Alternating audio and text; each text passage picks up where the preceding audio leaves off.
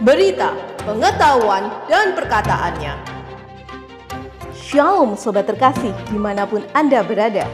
Berita, pengetahuan, dan perkataannya merangkum berita terkini dari berbagai peristiwa, polemik, dan berbagai berita yang sedang terjadi pada saat-saat ini. Sebagai anak-anak Tuhan, kita perlu mengetahui beberapa kejadian yang sedang terjadi di dunia ini.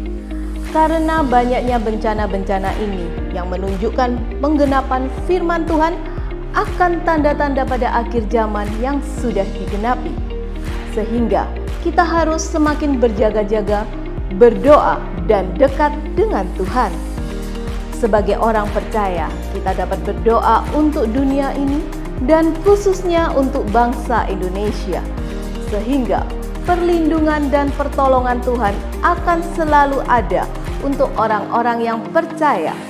Dan kita percaya bahwa kemuliaan Tuhan akan dinyatakan atas dunia ini dan khususnya bagi bangsa Indonesia. Adapun inilah berita yang telah kami rangkum selama beberapa pekan ini. Dari mancanegara, banjir dan badai musim dingin di Amerika menewaskan 14 orang. Temperatur mencapai 51 derajat Celcius. Badai musim dingin yang melanda wilayah tengah dan timur Amerika Serikat pada pekan ini telah menimbulkan temperatur yang ekstrim hingga banjir. Dilaporkan bahwa setidaknya 14 orang tewas terkait banjir di belahan timur Amerika Serikat hingga Selasa 18 Februari yang lalu. Banjir melanda negara bagian Kentucky dan Tennessee usai hujan yang mencapai 15 cm. Amerika Serikat tengah dilanda cuaca ekstrim yang menimbulkan korban jiwa.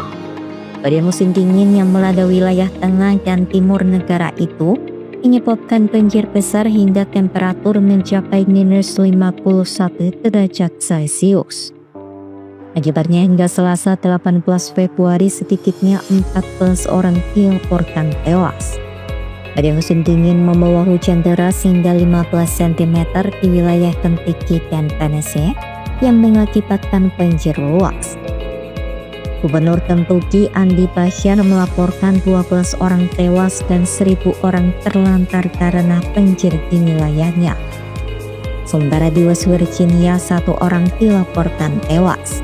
Adapun di Atlanta dan Georgia, seorang warga tewas tertimpa pohon tumbang. Di sisi lain, suhu ekstrim melanda wilayah utara Amerika Serikat.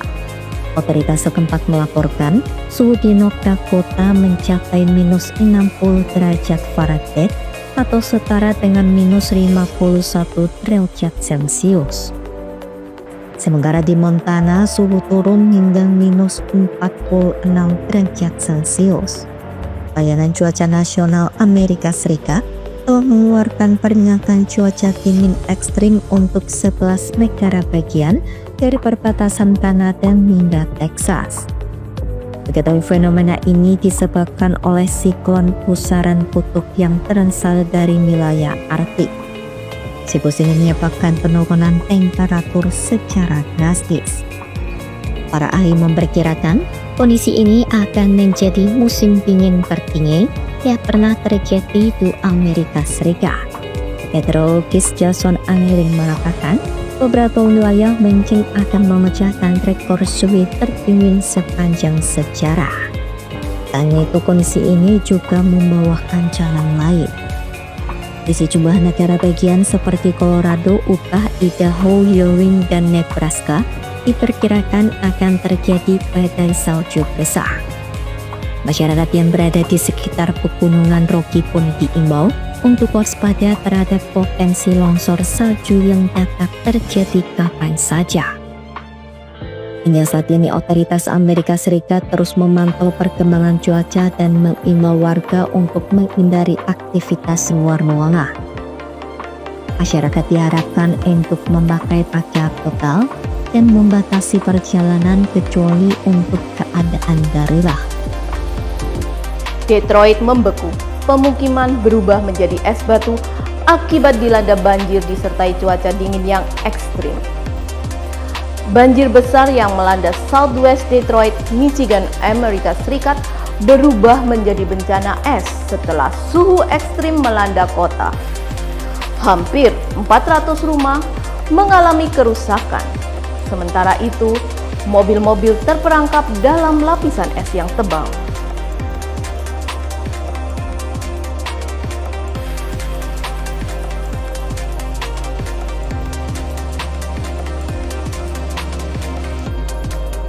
Banjir besar yang melanda Southwest Detroit, Michigan, Amerika Serikat berubah menjadi bencana es setelah suhu ekstrim melanda kota. Hampir 400 rumah mengalami kerusakan, sementara mobil-mobil terperangkap dalam lapisan es tebal. Dikutip dari Anadolu Agency, bencana ini bermula dari kebocoran pipa air utama pada Senin 17 Februari. Kebocoran pipa membuat air bah menggenangi permukiman warga. Namun karena suhu turun hingga minus 17 derajat Celcius, air yang menggenang langsung membeku dan menjebak seluruh lingkungan dalam es. Wali kota Detroit, Mike Duggan, mengatakan ratusan warga langsung dievakuasi. Petugas pemadam kebakaran mengerahkan rakit karet dan kendaraan konstruksi untuk menjangkau mereka. Saat ini kondisi kota Detroit sudah berangsur membaik dan bongkahan es mulai dikeruk.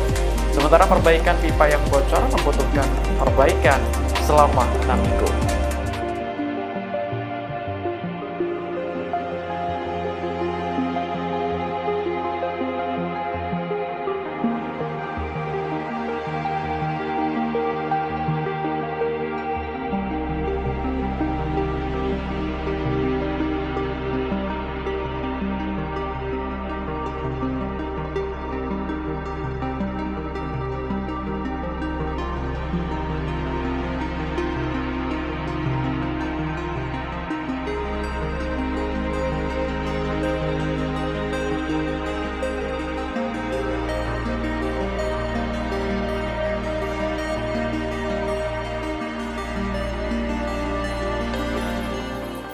Dunia sedang terancam triple demic.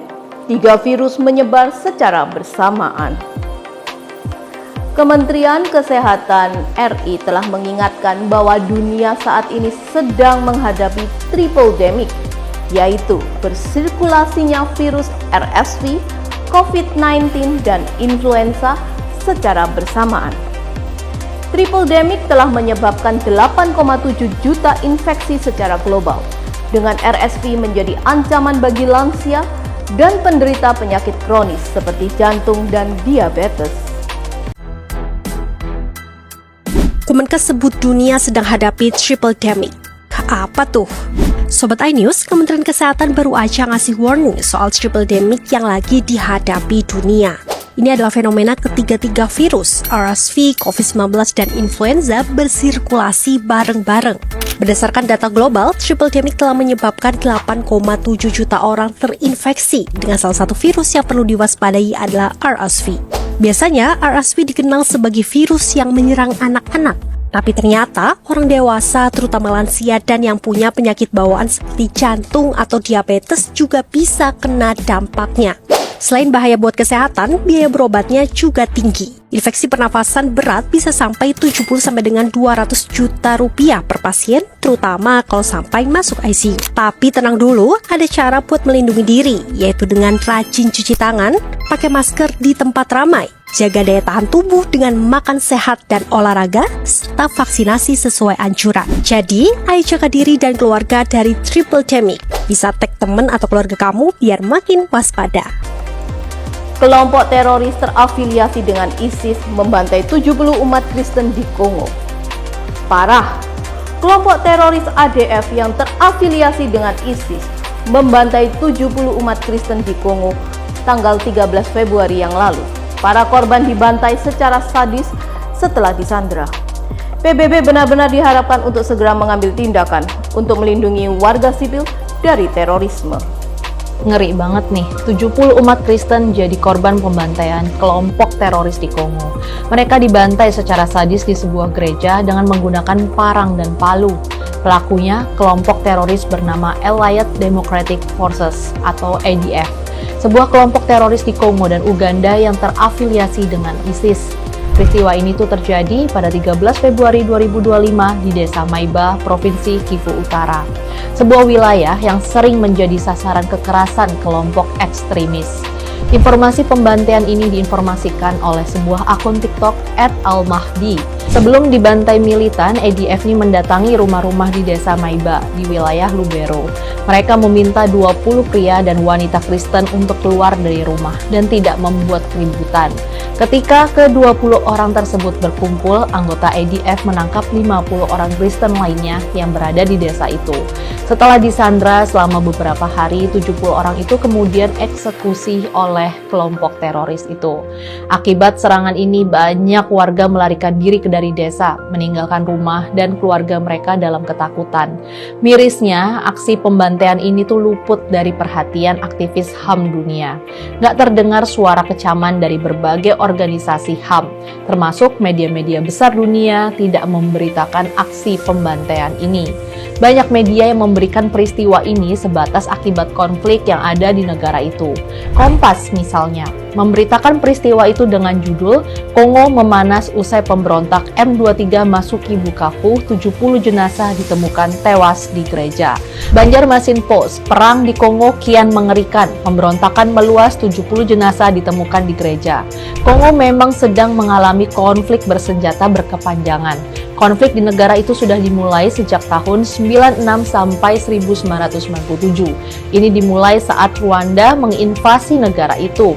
Perang kembali terjadi pada 1998. Pasukan Kongo yang didukung oleh Angola, Namibia, dan Zimbabwe bertempur melawan Rwanda, Uganda, dan Burundi. Perang berakhir tahun 2002 dengan jumlah korban tewas dan bencana kemanusiaan yang ditimbulkan mencapai total 3 juta orang. Rwanda, Uganda, dan Kongo sempat melakukan perjanjian perdamaian.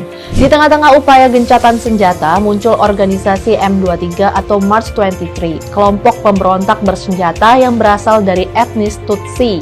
Selama tahun 2012 dan 2013, M23 menjadi kekuatan utama di timur Kongo. Pemerintah Kongo menuduh Rwanda berada di belakang aksi M23. Hubungan antara Rwanda dan Kongo menjadi semakin panas. Pada 9 November 2023, kembali bentrokan senjata antara pemerintah dan kelompok M23. Senin 13 November 2023, Al Jazeera melaporkan kelompok bersenjata membunuh 19 penduduk desa di timur Kongo. Serangan yang dilakukan oleh ADF ini kelompok bersenjata di timur Kongo yang sudah berbaiat kepada ISIS. Lembaga amal Kristen Open Doors mengatakan bahwa ancaman terhadap orang Kristen telah meningkat sejak itu. Tahun lalu saja ada 355 orang beragama Kristen tewas di Kongo. ADF sendiri telah melakukan sejumlah manuver kejam sejak 2020 silam. Sejatinya, kelompok ini berakar di Uganda dan mulai terbentuk pada tahun 95 sebagai bagian dari upaya untuk melawan pemerintah negara tersebut. Kita berharap PBB segera menyelesaikan konflik yang terjadi di Kongo, terutama melindungi warga sipil dari serangan kelompok teroris. Tidak ada kompromi bagi terorisme. Dari Indonesia, badai PHK di Indonesia diawali dengan Sritex. Berikutnya, Yamaha, KFC, hingga Sanken. Memasuki bulan Ramadan, badai pemutusan hubungan kerja atau PHK melanda pelaku usaha di Indonesia terus berlanjut. Terbaru, PHK besar-besaran akan dilakukan oleh Yamaha Musi. Direktur Jenderal Pembinaan Hubungan Industrial dan Jaminan Sosial Tenaga Kerja Kemenaker, Indah Anggoro Putri, mengatakan Serikat Pekerja Karyawan Yamaha Music Indonesia telah menemui Menteri Ketenagakerjaan Yassi Erli. Informasi itu disampaikan Indah di Gedung Kemenko Perekonomian Jakarta pada Jumat 28 Februari 2025. Pihaknya lalu memberikan peringatan agar perusahaan tersebut mengikuti aturan yang berlaku dalam mem-PHK karyawannya. Kemenaker meminta agar PHK dilakukan sesuai regulasi dan kemampuan perusahaan. Kemudian, apabila kemampuan perusahaan di bawah regulasi, maka PHK harus dilakukan atas kesepakatan perusahaan dan karyawan. Konfederasi Serikat Pekerja Indonesia (KSPI) melaporkan adanya PHK di beberapa perusahaan pada awal 2025. Selain Sritex, kabar PHK juga menyelimuti para pekerja restoran cepat saji KFC hingga penutupan pabrik milik pemodal asing Sanken asal Jepang yang ada di Bekasi. Kemudian hampir 1.000 pekerja di Sanken Indonesia terdampak PHK akibat penutupan pabrik. Selain itu, lebih dari 1.000 buruh Yamaha Music Indonesia kehilangan pekerjaan karena relokasi pabrik ke Cina. Ratusan buruh di PT Tokai Bekasi juga mengalami PHK. Presiden KSPI Said Iqbal mengatakan ribuan pekerja di industri otomotif, terutama di sektor pabrikan truk dan dump truck, berpotensi mengalami PHK akibat meningkatnya impor truk dari Cina yang tidak terkendali. Buruh yang terkena PHK sejak Januari hingga Februari 2025 sekitar 3.000 orang dan akan bertambah.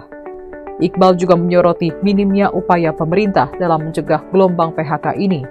Menurutnya Menteri Investasi, Menteri Ketenagakerjaan, Menteri Perindustrian, Menteri Perdagangan, serta Menteri Koordinator Perekonomian bertanggung jawab atas PHK yang terjadi di sektor real. Banjir dan longsor menerjang kawasan Cisarua, Bogor. 486 warga terdampak dan 1 korban hilang. Banjir bandang dan longsor yang terjadi di kawasan Puncak Bogor, Jawa Barat pada hari Minggu 2 Maret yang lalu telah menyebabkan jembatan penghubung dan rumah warga rusak. Data sementara menyebutkan bahwa warga yang terdampak mencapai 486 jiwa. Hujan deras yang kembali mengguyur kawasan Puncak Bogor menyebabkan longsor di sejumlah titik. Dalam video amatir ini, nampak material longsor menutupi jalan di kawasan Cisarua Puncak. Sementara di sekitar stasiun Batu Tulis, nampak retakan di jalan raya yang cukup lebar dan menurut warga retakan semakin lebar dan membahayakan. Longsor juga terekam kamera CCTV di kawasan perumahan Mutiara Bogor Raya. Sisi jalan tersapu banjir di kali yang tengah deras debit airnya.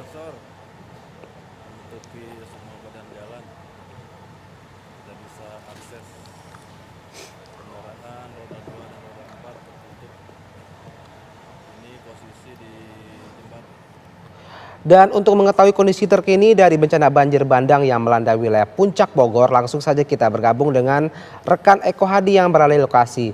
Eko Hadi, selamat pagi. Bagaimana kondisi saat ini? Apakah sudah surut atau bagaimana?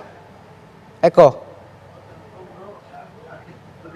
Iya, Ricky dan Syahda dan pemirsa TV One, selamat pagi. Saat ini saya akan mengabarkan informasi terkini dari kawasan Puncak.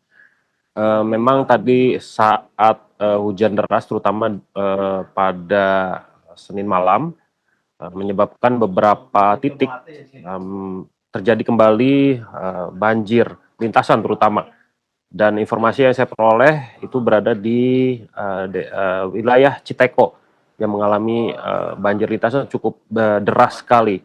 Kemudian tidak lama setelah itu saya mendapatkan informasi juga bahwa terjadi longsor di daerah Sampai, Kecamatan Cisarua, dapat longsor juga, namun kali ini longsor menimbun sebanyak 2 jiwa, dan beruntungnya tidak terjadi korban jiwa dan berhasil diselamatkan dan dievakuasi oleh warga sekitar. Dan saya mencoba untuk memberi informasi untuk pagi ini, sekitar kurang lebih ada 14 titik bencana di wilayah Kota Bogor, yaitu berupa longsor dan banjir tentunya. Dan bencana longsor tersebut merenggut korban jiwa di wilayah Kecamatan Bogor Utara. Seorang balita meninggal dunia akibat tertimbun tanah longsoran. Dan seorang ibu pun tertimpa longsor namun berhasil diselamatkan oleh warga. Dan beberapa titik juga seperti di Jalan Batu Tulis juga terdapat longsoran cukup parah juga, hingga akhirnya akses jalan tidak bisa dilalui karena mengingat longsoran cukup parah dan cukup lebar sekali. Dan memang sebelumnya jalan ini memang dulu pernah terjadi longsor dan setelah diperbaiki dan tadi malam sempat terjadi longsoran juga. Sementara untuk wilayah Kabupaten Bogor sendiri terdapat beberapa longsoran juga dan banjir juga, dan hingga saat ini pihak BPBD Kabupaten Bogor masih terus melakukan rekap data, memutakhirkan data terjadinya longsor maupun banjir di Senin malam. Dan informasi yang saya peroleh juga terdapat luapan kali, yaitu di Desa Lewinutuk, yaitu Kali Cigede. Luapan tersebut cukup besar sekali sehingga sempat menghanyutkan beberapa kendaraan yang terparkir di sekitar kali tersebut berupa mobil dan motor. Dan tentunya untuk wilayah Kabupaten Bogor sendiri hingga saat ini belum terdapat korban jiwa. Begitu Riki dan Sahda. Potret dari udara, Kota Bekasi lumpuh akibat banjir. 140 rumah terendam air 3 meter. BPBD Kota Bekasi mencatat sebanyak 140 unit rumah terendam dengan ketinggian air mencapai 300 cm. Adapun banjir besar kali ini disebut-sebut sebagai yang terparah, bahkan meluas hingga ke pusat Kota Bekasi. Air tampak merendam permukiman warga serta jalanan. Berdasarkan foto drone yang diperoleh dari BNPB, tampak sungai meluap dan merendam rumah-rumah serta jalan di sekitarnya. Daratan di sekitar sungai dipenuhi air berwarna coklat. Foto dari udara juga memperlihatkan wilayah yang nyaris tenggelam akibat tingginya debit air. BPBD Kota Bekasi mencatat sebanyak 140 unit rumah terendam dengan ketinggian air mencapai 300 cm. Adapun banjir besar kali ini disebut-sebut sebagai yang terparah, bahkan meluas hingga ke pusat Kota Bekasi. BNPB mengimbau untuk pemerintah daerah dan masyarakat untuk tetap waspada terhadap potensi banjir susulan, melakukan evakuasi ke tempat yang lebih aman dan mempersiapkan kebutuhan dasar yang diperlukan serta mengikuti instruksi petugas berwenang. Demikianlah berita-berita yang telah kami rangkum selama sepekan ini. Mari sobat terkasih, kita satukan hati untuk sungguh masuk ke dalam doa syafaat. Tuhan Yesus, kami datang kepadamu untuk menaikkan doa syafaat kami kepadamu. Kami percaya Engkaulah yang memegang daulat penuh atas seluruh bangsa di dunia ini.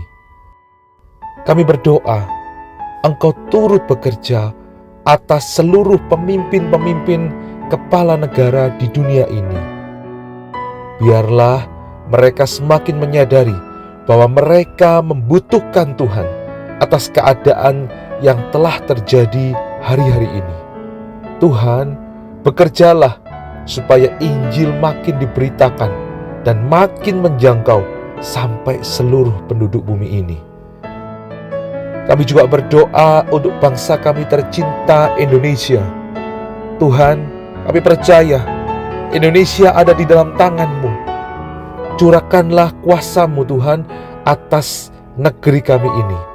Berikanlah roh takut akan Tuhan atas seluruh pemerintahan kami, dari yang tertinggi hingga terendah. Satukanlah bangsa kami Tuhan dalam kasih-Mu. Sungguh kasih-Mu melawat Indonesia dari Sabang sampai Merauke. Biar pemulihan, kebangkitan, dan kemenangan-Mu terjadi bagi Indonesia sampai Indonesia penuh kemuliaan Tuhan. Ini doa kami Tuhan, dan kami percaya dengan iman kami sudah terima jawaban dari Tuhan. Dalam nama Yesus kami percaya. Haleluya. Amin.